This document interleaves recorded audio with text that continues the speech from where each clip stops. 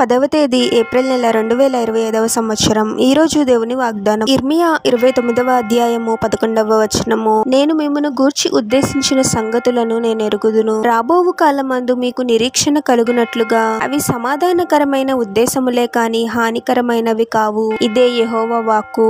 సహోదరి సహోదరులారా, మన పట్ల ప్రభువుకున్న తలంపులు ఎంతో గొప్పవి. మనకున్న జ్ఞానంతో మన జీవితానికి సంబంధించి ఎన్నో ప్రణాళికలను వేస్తూ ఉంటాము. మనం వేసుకున్న ప్రణాళిక కన్నా ప్రభు యొక్క ప్రణాళిక ఎంతో శ్రేష్టమైనది. ఎప్పుడు మన ఇష్టానికి కాదు కానీ దేవుని చిత్తానికే ప్రాముఖ్యత ఇవ్వాలి. నా జీవితానికి సంబంధించి నేను ఎంతో గొప్ప ప్రణాళికను వేశాను, నాకు ఇదే మంచిది అని ఎప్పుడు మనమే నిర్ణయించుకోకూడదు. మనుషులముగా మనం వేసుకున్న ప్రణాళిక మనకు మంచిదిగానే అనిపించవచ్చు, కానీ సమస్తమును ఎరిగిన ప్రభువునకు తెలుసు అది మనకు మంచిదో కాదో అని. కాబట్టి ప్రభు యొక్క చిత్తం కోసము ప్రార్థించాలి. ప్రభువు మన పరలోకపు తండ్రి అయి ఉన్నాడు, మనము ఆయన బిడ్డలము. దేవుని వాక్యం చెప్తుంది, మీ గురించి నేను ఉద్దేశించిన సంగతులు నాకు తెలుసు. రాబోయే కాలంలో మీకు నిరీక్షణ కలిగే విధంగా అవి సమాధానకరమైన ఉద్దేశంలే కాని హానికరమైనవి కావు అని. మన ఇష్టానికి కాకుండా ప్రభు యొక్క చిత్తానికి ప్రాముఖ్యత ఇస్తే మన జీవితం ఎంతో ఆశీర్వాదకరంగా ఉంటుంది. ప్రార్థన.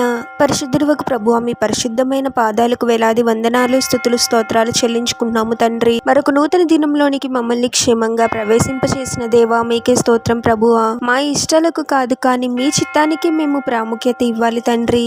మా జీవితాలను మీకు అప్పగిస్తున్నాము ప్రభువా. మీరే మమ్మల్ని నడిపించండి తండ్రి.